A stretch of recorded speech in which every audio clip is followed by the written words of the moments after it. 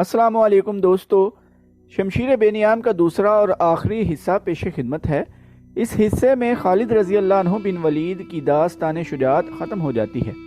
ہمیں اسلام اور جنگوں کی تاریخ کے اس عظیم جرنیل کی داستان حیات کے تعارف کے طور پر جو کچھ کہنا تھا وہ شمشیر بے نیام کے پہلے حصے میں کہہ دیا ہے۔ صرف یہ بات دہرانے کی ضرورت ہے کہ جس انداز سے ہم نے یہ ولولہ انگیز داستان سنائی ہے اسے تاریخی ناول کہا جاتا ہے، لیکن یہ ان تاریخی ناولوں میں سے نہیں جن میں افسانوی بلکہ فلمی رنگ بھر دیا جاتا ہے۔ یہ تاریخ زیادہ اور ناول نہ ہونے کے برابر ہے۔ ہم یہ بھی ایک بار پھر کہنا چاہیں گے کہ یہ داستان ہماری روایات کا مجموعہ ہے۔ آج جب کہ تفریحی اور اخلاق سوز کہانیوں نے مسلمانوں کی اولاد کو پٹڑی سے اتار دیا ہے، یہ کتاب اپنے بچوں کو سنائیں۔ اس میں کہانی کی تمام تر دلچسپیاں موجود ہیں اور یہ ہماری تاریخ ہے اور یہ اسلام کی عسکری روح کی صحیح تصویر ہے۔ تو دوستو چلیے آئیے آج شمشیر بے نیام کے پارٹ 2 کی پہلی ایپیسوڈ شروع کرتے ہیں۔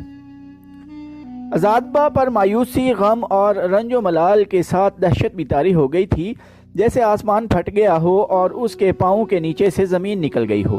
وہ جھکا جھکا سا دیوار پر چل پڑا، اس کے قدم ڈگمگا رہے تھے۔ اس کے 2 محافظ اس کے ساتھ ہو گئے۔ اس نے یاس اور نومیدی کے عالم میں دائیں اور بائیں دیکھا اور رک گیا۔ 2 محافظوں کو اپنے پہلوؤں میں دیکھ کر اس کا چہرہ خوشمگیں ہو گیا۔ میں تمہارے سہارے کے بغیر چل سکتا ہوں، اس نے محافظوں سے کہا، میرے برابر آنے کی جرت نہ کرو۔ محافظ کئی قدم پیچھے ہٹ گئے۔ آزادبہ نے اپنے جھکے ہوئے سر کو اوپر اٹھایا اور سیدھا ہو کر چلنے لگا، لیکن اس کے کندھے اپنے آپ ہی سکڑ گئے اور آگے کو جھک گئے، جیسے اس پر ایسا بوجھ آ پڑا ہو جو اس کی برداشت سے باہر ہو۔ بوجھ تو اس پر آ ہی پڑا تھا، یہ ذمہ داریوں کا بوجھ تھا۔ ہیرا اس کی ذمہ داری میں تھا، جہاں اس کا بیٹا اس کا دست راست تھا وہ بھی نہ رہا۔ وہ خود ارد شیر کا دست راست بنا ہوا تھا، لیکن ارد شیر کے بغیر وہ کچھ بھی نہیں تھا۔ ارد شیر نے اسے بہت بڑی حیثیت دے رکھی تھی۔ وہ ہیرا جیسے شہر اور اس کے مضافاتی علاقے کا حاکم تھا اور بہت حد تک خود مختار حاکم تھا، مگر وہ کسریٰ ارد شیر مر گیا تھا جس نے اسے اتنی زیادہ خود مختاری دے رکھی تھی۔ فارس کی شہنشاہی کے تخت پر بیٹھنے والے نئے شہنشاہ سے آزادبہ اتنی مروت اور رتبے کی توقع نہیں رکھ سکتا تھا۔ مدینہ کے مجاہدین نے صحیح معنوں میں اس کے پاؤں تلے سے زمین کھینچ لی تھی، مگر کیوں؟ اس کے ایک سالار نے اسے اس وقت کہا جب وہ اپنے شیش محل کے خاص کمرے میں پہنچ چکا تھا۔ سالار نے اسے کہا، معلوم ہوتا ہے آپ نے لڑنے سے پہلے ہی شکست قبول کر لی ہے۔ کیا آپ بیٹے کا خون مدینہ کے بدوؤں کو بخش دیں گے؟ اس کے مرنے والے بیٹے کی ماں نے غضبناک لہجے میں کہا۔ مجھے سوچنے دو۔ آزادبہ گرجا، مگر اس کی گرج کانپ رہی تھی۔ اس نے کہا، کیا تم لوگ یہ سمجھ رہے ہو کہ میں مسلمانوں کے آگے ہتھیار ڈال رہا ہوں؟ کیا تم نے سنا نہیں؟ اس کی آواز دب گئی۔ بوجھل آواز میں بولا، شہنشاہ ارد شیر مر گیا ہے۔ کمرے میں سناٹا طاری ہو گیا۔ شہنشاہ مر گیا ہے؟ آزادبہ کی بیوی نے یوں کہا جیسے وہ سسکیاں لے رہی ہو۔ ارد شیر مر گیا ہے، میرا بیٹا مر گیا ہے۔ اس نے آزادبہ کی طرف دیکھا اور بلند آواز سے بولی، زرتشت ہمیں اپنی توہین کی سزا دے رہا ہے۔ ہمیں اب اس آگ میں جلنا ہے جس کی ہم پوجا کرتے ہیں۔ آپ زرتشت کی قربان گاہ پر اپنے لہو کا، اپنی جان کا نذرانہ پیش کر سکتے ہیں۔ کسی مسلمان کو یہاں سے زندہ نہ جانے دیں۔ ایک محافظ اندر آیا۔ ایک گھٹنا فرش پر ٹیک کر اس نے آزادبہ کو سلام کیا اور بتایا کہ قاصد آیا ہے، بھیج دو۔ آزادبہ کو خاموش دیکھ کر اس کی بیوی نے محافظ سے کہا۔ محافظ کے جاتے ہی ایک سپاہی اندر آیا اور اس نے بھی ایک گھٹنا فرش پر ٹیک کر سلام کیا۔ آزادبہ نے اداس نگاہوں سے اس کی طرف دیکھا۔ مدینہ والوں کی کشتیاں بند سے بہت آگے نکل آئی ہیں، قاصد نے کہا۔ ان کی رفتار تیز ہے۔ لشکر کی تعداد کتنی ہوگی؟ آزادبہ نے پوچھا۔ ہم سے آدھی بھی نہیں، سالار علی مقام۔ قاصد نے جواب دیا، میرے اندازے کے مطابق 20,000 پوری نہیں، ہم انہیں اپنے گھوڑوں کے سوموں تلے کچل ڈالیں گے۔ سالار نے کہا، سالار اعلیٰ حکم دیں، ہم فرات میں ان پر تیروں کا مینہ برسا دیں گے، ان کی کشتیاں ان کی لاشوں کو واپس لے جائیں گی۔ تیروں کا مینہ برسانے سے پہلے دریا کے کنارے تک پہنچنے کے لیے ایک لڑائی لڑنی پڑے گی۔ قاصد نے کہا، ان کے بہت سے گھڑ سوار دریا کے دونوں کناروں پر کشتیوں کے ساتھ ساتھ آ رہے ہیں۔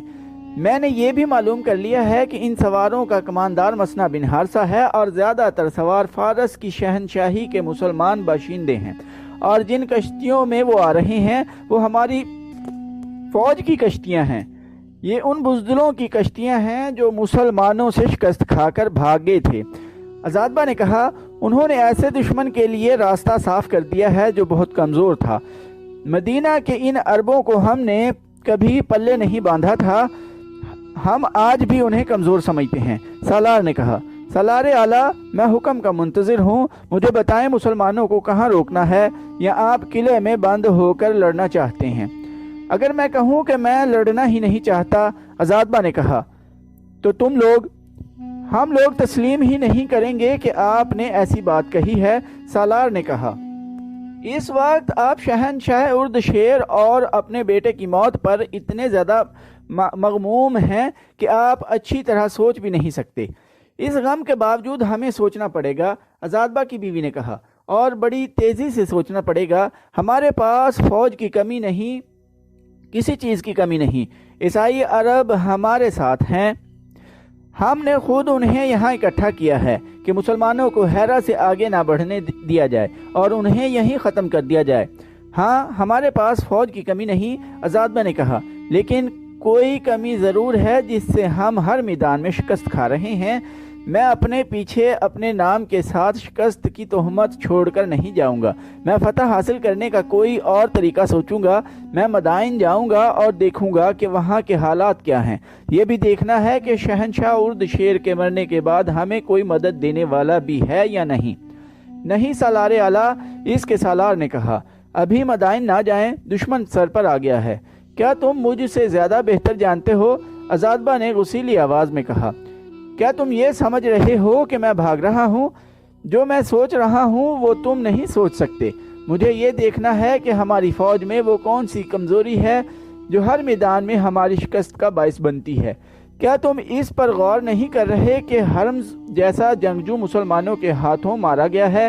انوشجان اور قباز معمولی قسم کے سالار نہیں تھے۔ اندرزگر کو کیا ہو گیا تھا؟ جابان کدھر گیا؟ مجھ سے فیصلہ کن جنگ اور فتح کی کیوں توقع رکھی جا رہی ہے؟ میں لڑوں گا، لیکن سوچ سمجھ کر۔ تمام سالاروں اور نائب سالاروں کو بلاؤ۔ خالد رضی اللہ عنہ کا لشکر دریائے فرات کے سینے پر سوار آگے ہی آگے بڑھتا جا رہا تھا۔ گھڑ سوار دریا کے دونوں جانب پھیلے ہوئے ساتھ ساتھ جا رہے تھے۔ ہر لمحہ توقع تھی کہ ہیرا کی فوج کسی مقام پر حملہ کرے گی، لیکن اس فوج کا دور دور تک کوئی نشان نظر نہیں آتا تھا۔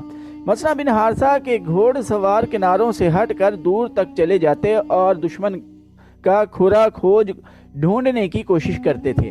خالد رضی اللہ عنہ کو معلوم تھا کہ ہیرا کی جنگ بڑی خون ریز ہوگی۔ مسنا بن حارثہ نے معلوم کر لیا تھا کہ عزادبہ نے ہیرا میں بہت بڑا لشکر جمع کر رکھا ہے۔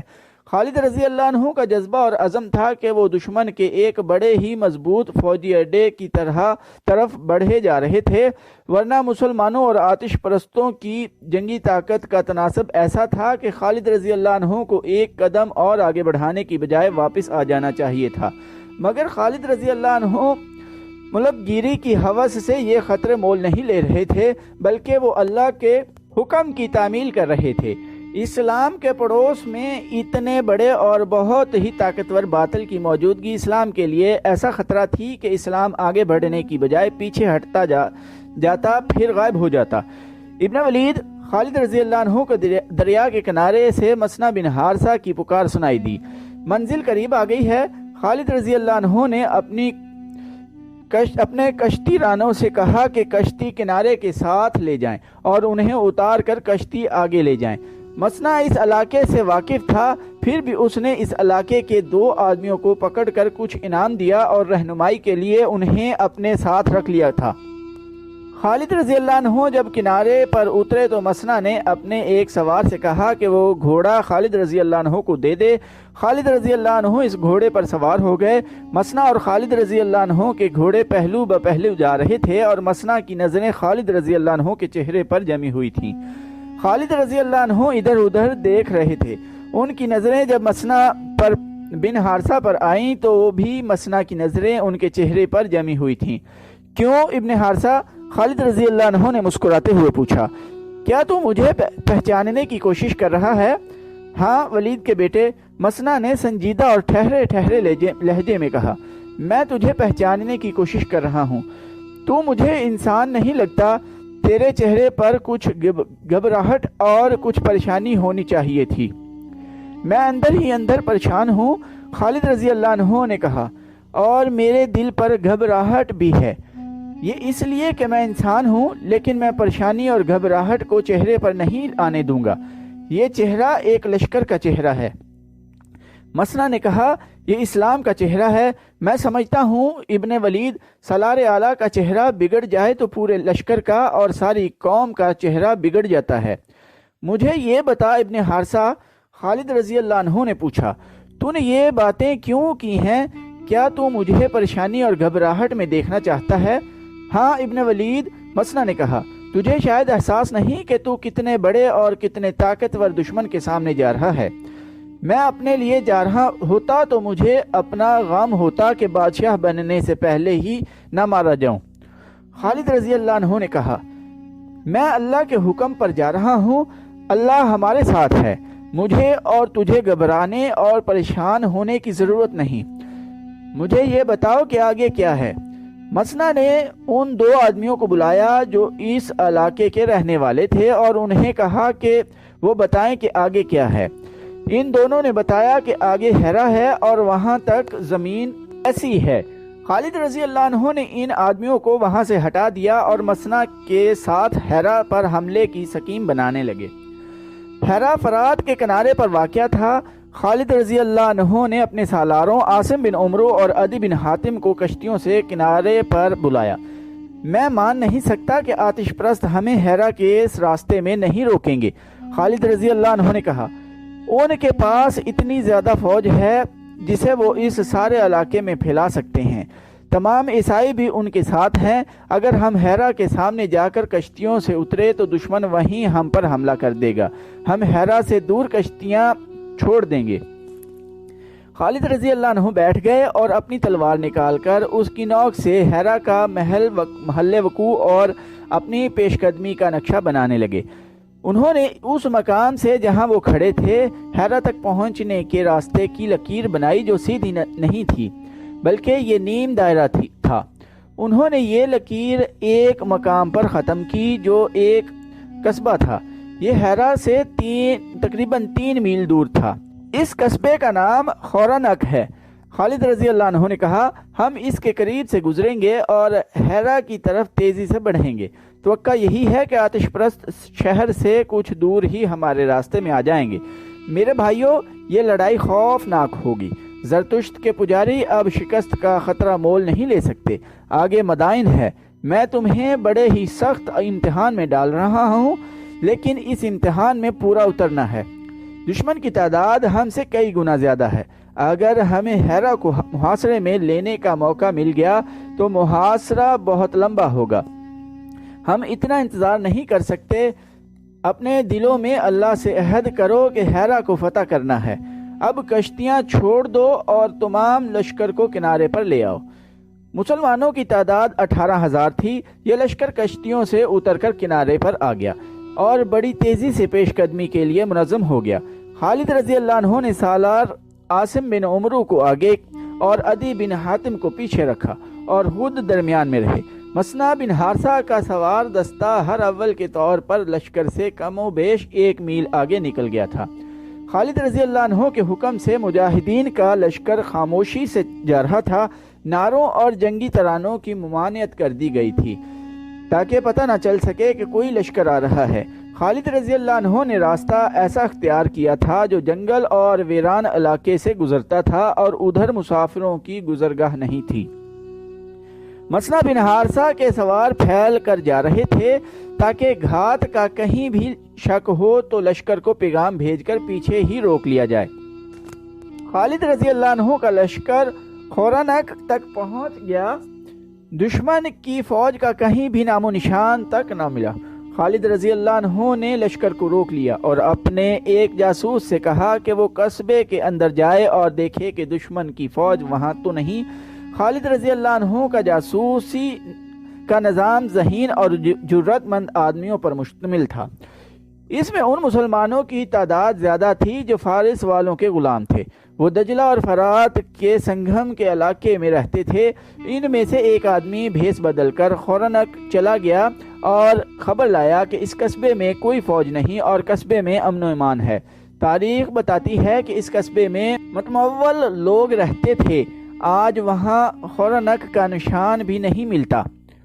انسان مٹی میں مل کر مٹی ہو جاتے ہیں، مقام مٹ جاتے ہیں، بلند و بالا مکان اور عالی شان محل مٹ جاتے ہیں۔ زندہ صرف تاریخ رہتی ہے، اچھی یا بری۔ انسانوں کے نام زندہ رہتے ہیں، ان کی قائم کی ہوئی روایات زندہ رہتی ہیں۔ آج وہ قصبہ موجود نہیں جہاں تاجر اور دیگر دولت مند لوگ رہتے تھے۔ خالد رضی اللہ عنہ نے آتش نمرود میں کودنے سے پہلے اس قصبے کے قریب قیام کیا تھا۔ قصبہ نہیں رہا، خالد رضی اللہ عنہ زندہ ہے، ان کی روایات زندہ ہیں۔ مسنا بن حارثہ کو، عاصم اور عدی کو اور ان 18,000 مجاہدین کو تاریخ نے زندہ رکھا ہے۔ ان کے گھوڑوں کے سوموں کی گرد کو سورج کی کرنوں نے چوما ہے۔ کیا مقصد تھا ان اولین مجاہدین کا جو اس دشمن سے ٹکر لینے جا رہے تھے جو 18,000 نفوس کو نگل لینے کی طاقت رکھتا تھا؟ خالد رضی اللہ عنہ اور ان کے سالاروں کے دلوں میں تخت و تاج کی ہوس نہیں تھی، زر و جواہرات کا لالچ نہیں تھا، ایک عزم تھا جو ان کے لیے جنون بن گیا تھا۔ وہ اس کفر کو اپنے پڑوس میں زندہ نہیں دیکھنا چاہتے تھے جو اسلام کی بقا اور فروغ کے لیے خطرہ تھا۔ ان کے ذہنوں میں کوئی شک نہ تھا، کوئی وہم اور کوئی وسوسہ نہ تھا۔ وہ ہمیشہ زندہ رہنے والی روایت اپنے خون سے لکھنے جا رہے تھے۔ مورخ نے اس وقت کے وقائع نگاروں کے حوالوں سے لکھا ہے کہ خالد رضی اللہ عنہ پر خاموشی طاری تھی۔ کوئی سپاہی ان کی طرف دیکھتا تھا تو وہ مسکراتے تھے۔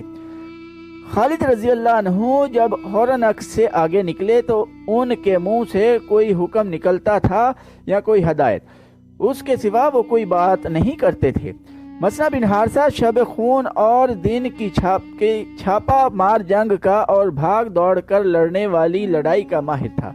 وہ جب خالد رضی اللہ عنہ کو بتاتا تھا کہ وہ یوں کرے گا اور یوں کرے گا تو خالد رضی اللہ عنہ کے منہ سے ہر بار یہی الفاظ نکلتے تھے، اللہ تجھے اجر دے گا ابن حارثہ۔ تو دوستو، آج کی ایپیسوڈ ادھر ہی ختم کرتے ہیں۔ چینل کو سبسکرائب کرنا نہ بھولیے گا۔ ٹائم دینے کے لیے شکریہ۔ اللہ حافظ۔